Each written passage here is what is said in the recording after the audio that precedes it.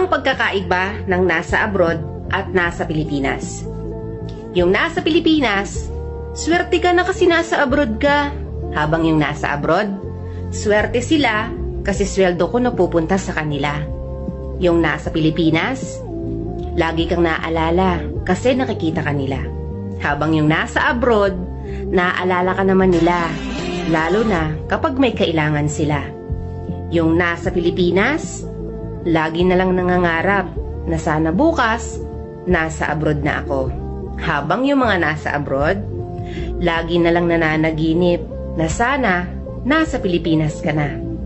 Yung mga nasa Pilipinas, libre dito, libre doon. Habang yung mga nasa abroad, tipid dito, tipid doon.